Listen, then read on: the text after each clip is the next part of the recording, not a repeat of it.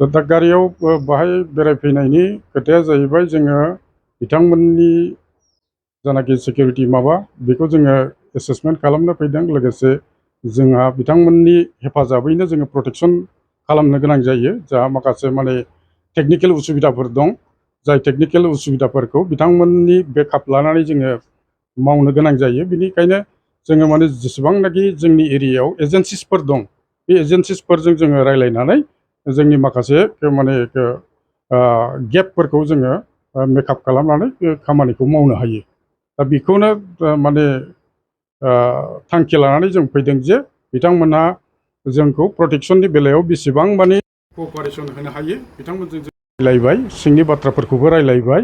आरो बिथांमोना दानि सोलिफुबाय थानाय जानाखि बिफां गायनायनि मावथांखि बृक्ष आन्दलन, जानाखि बिफां गायनायनि बे माने मावथांखि, बेहाय बिथांमोनहा बेसेबां बिफां गायनो हाखो, बेसेबां फट' आपल'ड खालामनो हाखो, आरो बेसेबांसिम माने टारगेटखौ फिलआप खालामनो थाखाय माबादि स्पिडआव खामानि मावनांगौ, बेफोरखौ रायलायनो थाखाय जोङो दिनै बाहाय नुजाफैदों।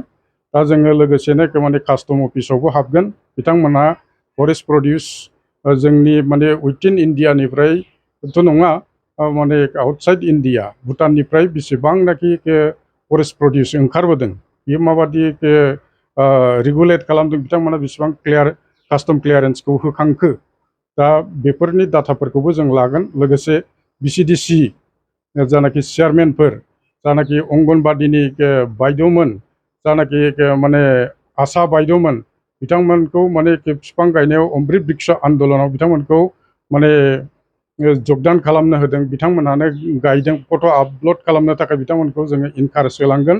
दा जों माखासे चेयारमेनफोरजों रायलायलांगोन, माखासे बायद'मोनजों, आरो माखासे माने सिकिउरिटिनि अफिसारफोरजों जोङो गोबां बाथ्रा जोङो रायलायलांनो होननानै दिनै जोङो सिकिउरिटि एसेसमेन्टजों लोगोसे माने अमृत बृक्ष आन्दलननि जानाखि मावथांखि, बेखौ माने साक्सेस खालामनायनि बिथिङै जोङो गोबां बाथ्रा रायलायबाय। आरो बेखौ जोङो माखासे माने सुबुंफोरजों आरोबाव रायलायलांबावगोन। आरो जोंनि माखासे रायजो राजाफोरखौ जोंनि बे माखासे हाग्रा ओनसोल बा जोंनि फरेस्ट एरिया, बेखौ माबायदि रैखाथि होनांगौ होननानै नोंथाङा सानो? फरेस्ट एरियाखौ रैखाथि होनायानो जोंनि थांखि। दा रायजोफोरखौ जोङो माने सांग्रांथि बा जागरुकता जोङो रायजोफोरनि गेजेराव लाबोनांगोन, जाहाथे माने बिफां लाइफांखौ माने संरैखाथि खालामनायाव बिथांमोनाबो हेफाजाब होनो हायो। दा बेखौ रैखाथि खालामनो थाखायनो जोङो माने गोबां एजेन्सिसफोरजों कम्बाइनलि खामानि मावनो थाखाय जोङो जुरिजेनदों। बावैसोनो जोंनि बे एरियाया माने खावसे एरियाया माने वाइल्ड लाइफ डिक्लेयार जानो थांगासिनो दं। जुदि जायोब्ला सिकिउरिटि पइन्ट अफ भिउ जोंनि माने जानाखि वाइल्ड लाइफ प्रटेक्शन एक्ट 1972 बे एक्टआ माने बेवहाय एप्लाइ जागोन। अब्लानिया बावहाय माने गोख्रों आयेननि राहा बेंखनथाय थागोन। दा बे राहायै जोङो माने संरैखाथिखौ खालामलांनो हागोन होननानै जों सानदों।